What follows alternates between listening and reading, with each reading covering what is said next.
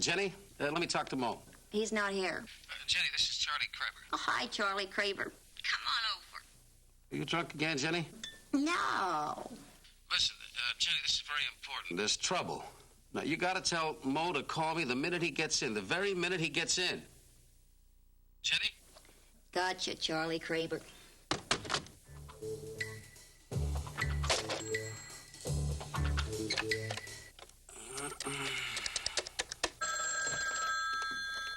Hello.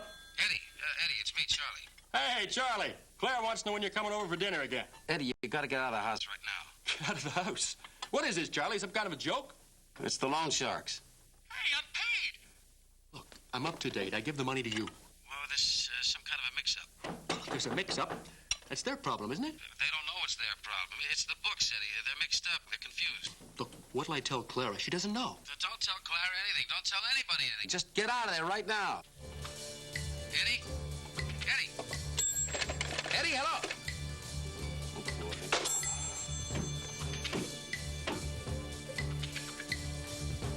Who is it?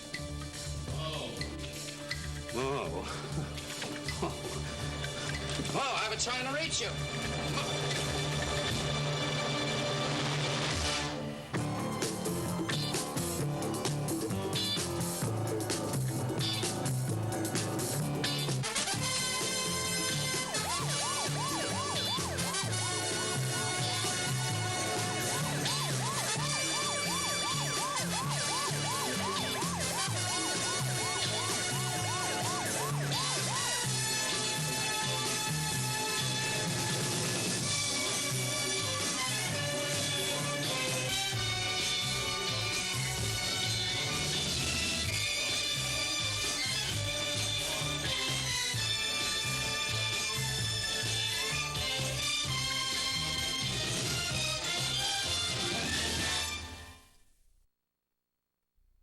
I opened it and he fell on the floor. Why did he come here? Well, I'm his dock foreman. That makes me mother goose, priest, father, whatever.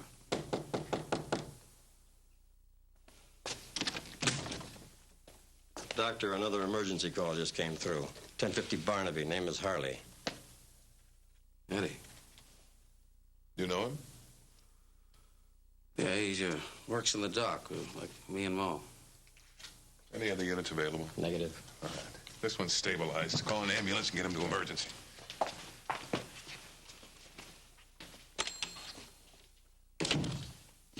Emergency. I need an ambulance right away, please.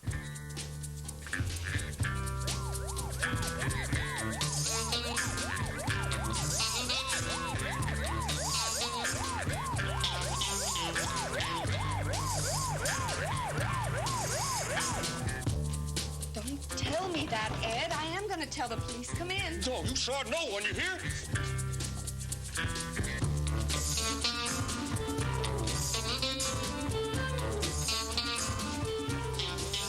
How'd this happen? I fell. Where'd you fall from? The roof? A ladder. I was hanging a curtain. Mrs. Harley, I was at the market. You came back from the market, you found your husband like this, and you called for help. Uh-huh. Were you upset? Very.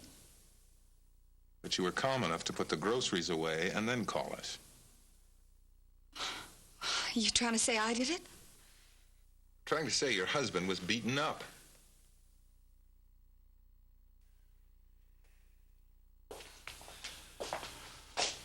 You better get the gurney. What's going on? An epidemic.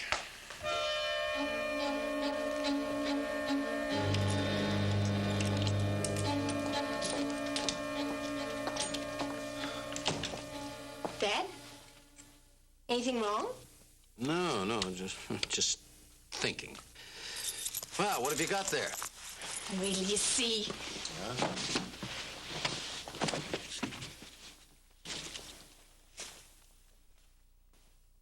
The cold weather's coming. What do you think? Don't you have a coat? An old one. This one's only $125 a month. How long? 3 years and $600 down.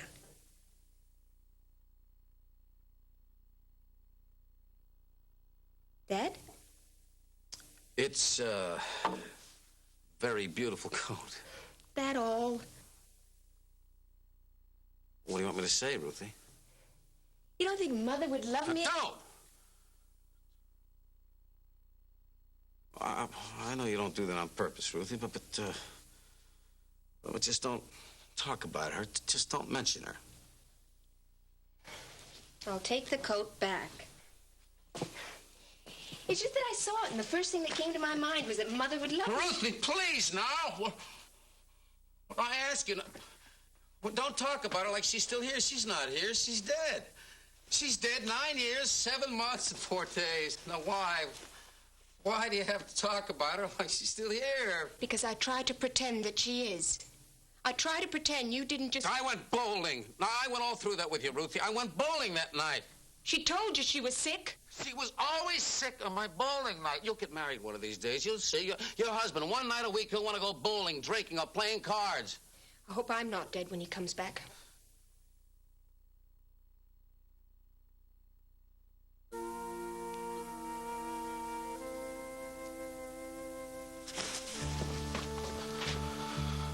Ruthie, baby, please. Look at me. Well, you're all I have. Don't blame me. I can't stand it. I'm sorry, Dad. I don't know why we even talk about the past. Really like that, don't you? Yeah. Mother always wanted to make. Thanks, Dad. I'll be late for school.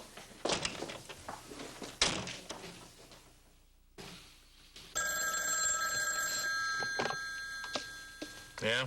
Mr. Berkeley, it's me, Charlie. I got another customer for you. How much does he need? 600. Name? The Regis. It's Jake Regis. Come and get it. Mrs. Harley, just tell us what it's all about. Labor dispute? Personal thing? Look, I told the doctor. He fell. 2 men in the same crew, in the same wharf, in the same day, both fell? He okay? Yes. How can you be so worried about a man and do nothing to help? Excuse me. He's my husband, okay? The lieutenant just wants you to help him stop what's happening. Nothing's happening. Do you know Mo Ainsley? He's down the hall, unconscious. Same conditions, same kind of bruises. Could I say something like you were a doctor? I am a doctor. No, I mean so you can't tell nobody. Mrs. Harley, what good would it be? Then I got nothing to say. Wait a minute now. All right, you have my word. It was 2 men. Big. Ugly. The second they came in, I knew it was trouble. Charlie was right. Who? Charlie Kreber, Ed's foreman. He called to get Ed out of the house, but it was too late.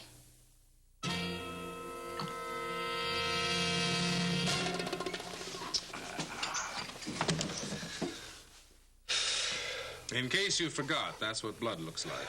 How could I forget? I saw Ed and Mo. You didn't have to do that to them. They didn't have to fall behind in their payments. I told you I'd clear up all my customers. $26,750.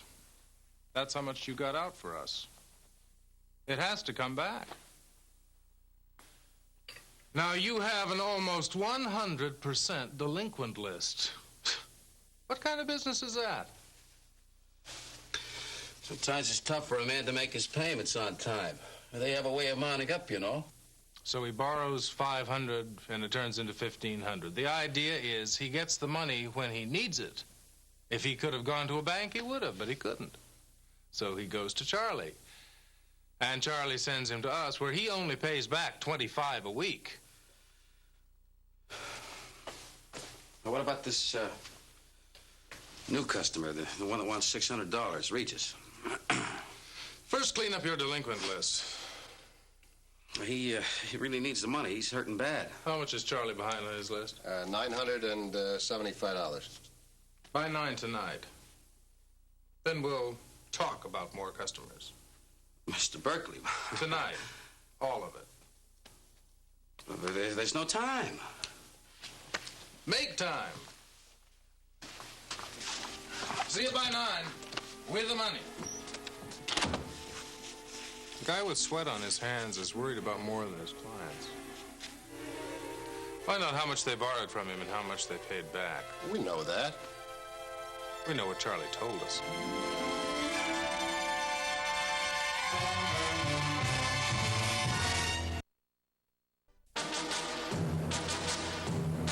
What do you think?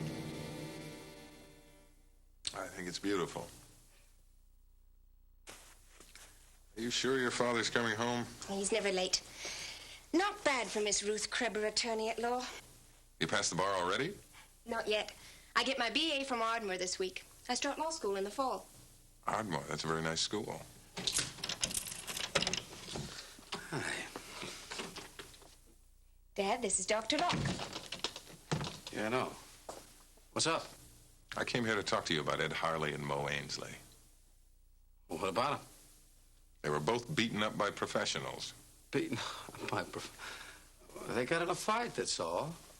Mr. Kreber, you called Ed Harley and told him to get out of his house just before he was beaten up. I heard someone had a grudge. Something is going on. You obviously know about it. That makes you an accessory. To what? Felonious assault. Unless someone dies, and then it's accessory to murder. Dad.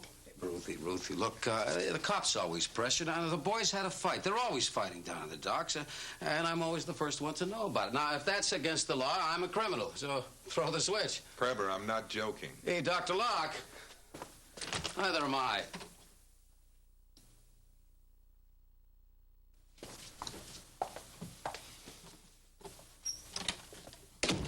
Gus Martin, muscle for Berkeley.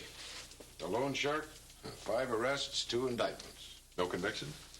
Well, paying customers are afraid to talk, and the dead ones can't. You get anything from Harley's wife? Nothing. Simon, you've never questioned anyone in your whole life and gotten nothing. You can be too persuasive. It's a patient-physician relationship, Jack. Simon.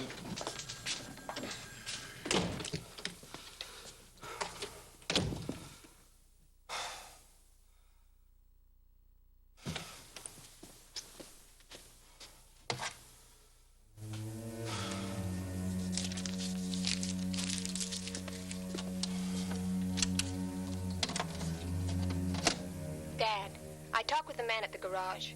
He said a used transmission for my car cost $200. But he said he'd give me a new one for only $100 more. He said he'd take a check. There's something to eat in the refrigerator. I have a class till 6.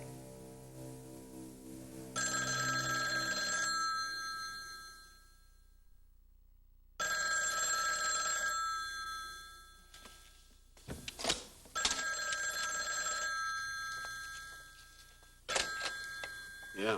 How are the collections coming? Oh, Mr. Berkeley, they're fine. They're just fine. Don't worry about a thing. Don't forget, 9 o'clock. With.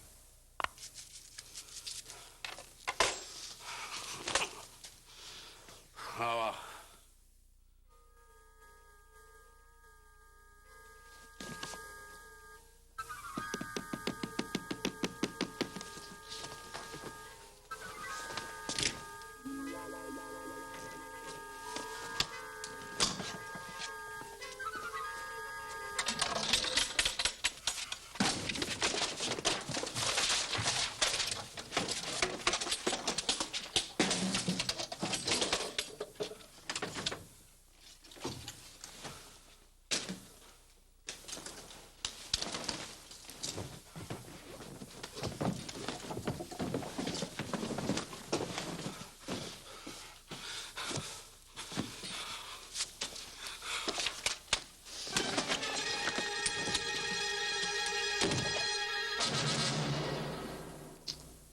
$600. Hey, the coat cost me $3,600 was the down payment. It comes from Regis's. To you, it's worth $3,000. To Regis, it's worth $3,000. $600. Oh, forget it.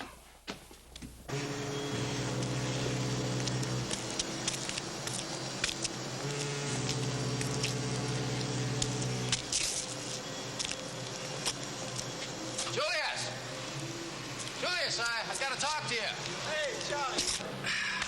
Julius, I need some money. You? You're the guy who hands it out. Julie, when I show you what I've gotten here, you're gonna fall right off your feet. You ready? Mm-hmm. Huh? It's too rich for you. Too rich for you? You got the first dime you ever made. Calling me cheap. No, that's just a figure of speech, Julie. What do you think, huh?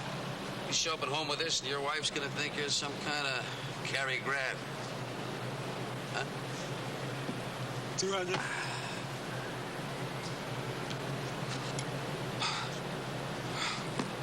That cost me $3,000, Julie.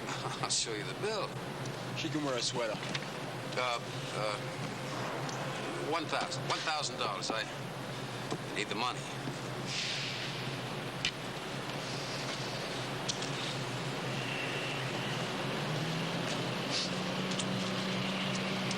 $300. You crummy thief! Believe him, Julius. He's an expert on thieves. You want to know how I feel, Charlie? Oh? I called the hospital. They told me. I can see it. Can you see my guts are still bleeding inside? Can you see every time I take a step, the fire shoots up my back? Look hard. Hey, Mo, you got to know, I'm sorry about what happened. You know what he's been doing? You borrow $100, he puts you down for $1,000. And he swings with the difference. Maybe puts it on a horse. Maybe on a woman. If he gets lucky, the bill gets paid. If he don't, the sharks go to the guy whose name is on the tab. And he gets his arm broke. And his guts tore. Like me. Right, Charlie? Ow! Enough!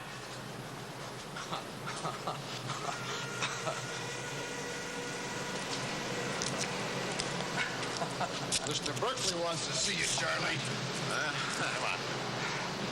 Let me just get the fur. You want to run?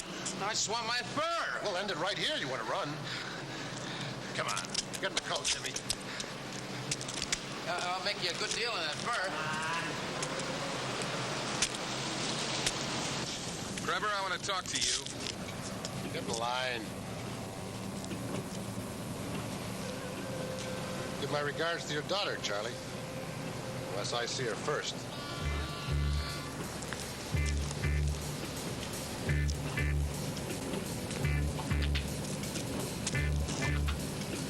You know him? In case you have any trouble remembering, he just walked away. I think you better get in the car.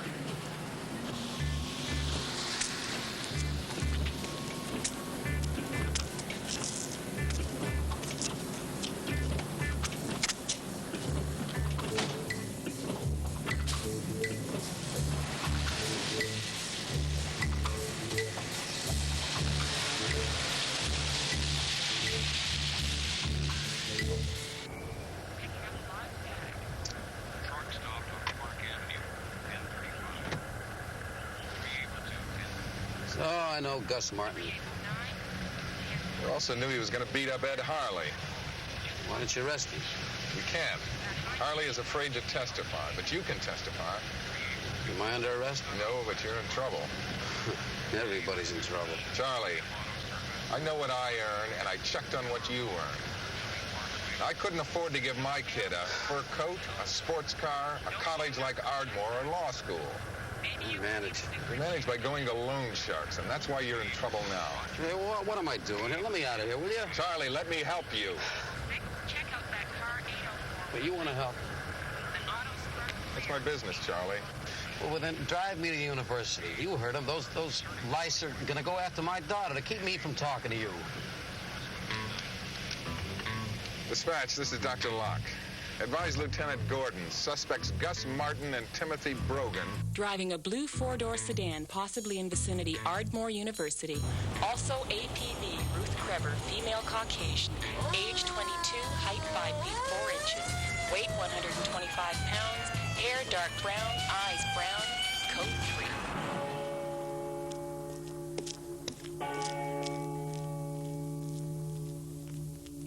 3. 6 o'clock. She's usually walking around 6 o'clock. Sometimes I come here and sit across the quad and watch her studying or talking to friends. Why do you do that? Well, you know, kids, her friends, me, Doc Wallop, her father, and there she is. This is Locke. Suspects Martin and Brogan cited. Turner Arch, Ardmore University.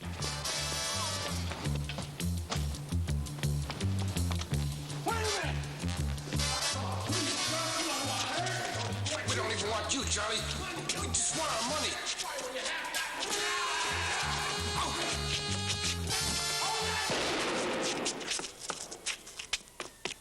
We're followed. The girl gets it too.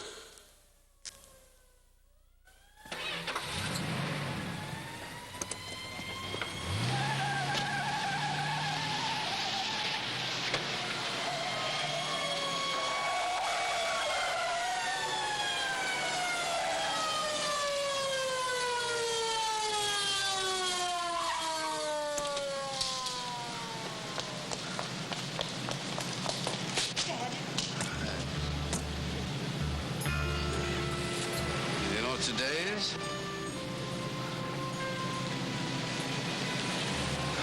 My bowling day. And I was here.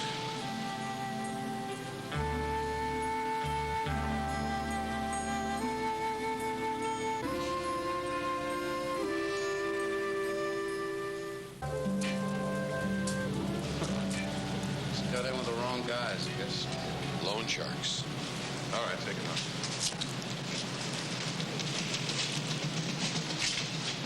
What happens to him now? Well, you're going to law school. You know that usury is a felony. How long will he be away?